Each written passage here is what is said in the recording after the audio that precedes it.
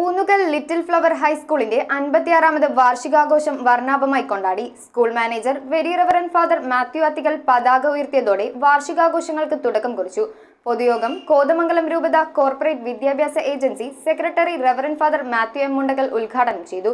വിവിധ മേഖലകളിൽ പുരസ്കാരങ്ങൾ കരസ്ഥമാക്കിയ പ്രതിഭകൾക്കും സർവീസിൽ നിന്ന് വിരമിക്കുന്ന അധ്യാപകർക്കും വേദിയിൽ ആദരവ് നൽകി. Oonnukal little flower school manager very reverend father Mathew Athikkal പതാക ഉയർത്തിയതോടെയാണ് വാർഷികാഘോഷ പരിപാടികൾക്ക് തുടക്കം കുറിച്ചത്. വാർഷിക പൊതുയോഗം കോതമംഗലം രൂപത കോർപ്പറേറ്റ് വിദ്യാഭ്യാസ agency secretary reverend father Mathew M Mundakkal ഉദ്ഘാടനം ചെയ്തു.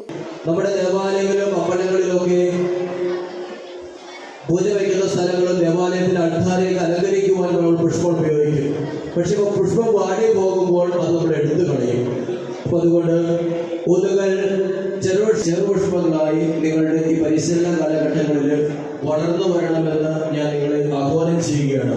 School manager very reverend father Mathew അത്തിക്കലിന്റെ അധ്യക്ഷതയിൽ ദീർഘകാലത്തെ സേവനത്തിനു ശേഷം ഈ വർഷം സർവീസിൽ നിന്ന് വിരമിക്കുന്ന അധ്യാപകരായ Shelvey T P, Latha K എന്നിവർക്ക് ചടങ്ങിൽ യാത്രയപ്പ് നൽകി മെമന്റോ സമ്മാനിച്ചു. വിവിധ മേഖലകളിൽ പുരസ്കാരങ്ങൾ കരസ്ഥമാക്കിയ പ്രതിഭകളെയും വേദിയിൽ അനുമോദിച്ചു. തുടർന്ന് കുട്ടികളുടെ വിവിധ കലാപരിപാടികളും സമ്മാനദാനവും ഉണ്ടായിരുന്നു. കവളങ്ങാട് ഗ്രാമപഞ്ചായത്ത് പ്രസിഡന്റ് സിബി മാത്യു, വിദ്യാഭ്യാസ standing committee chairman Shibu Padapparambath, Oonnukal service സഹകരണ bank president M S Paulose, little flower LP school head master Noble Varghese, merchant association president Bose Varghese, PTA president CB Augustine, MPTA president Anju Jijo, അധ്യാപക പ്രതിനിധി Mafril Mani, school leader Aldrin Jinesh, staff secretary father Joseph Ponnetha, school vice chairperson Hisana എന്നിവർ ആശംസകൾ അർപ്പിച്ച് സംസാരിച്ചു.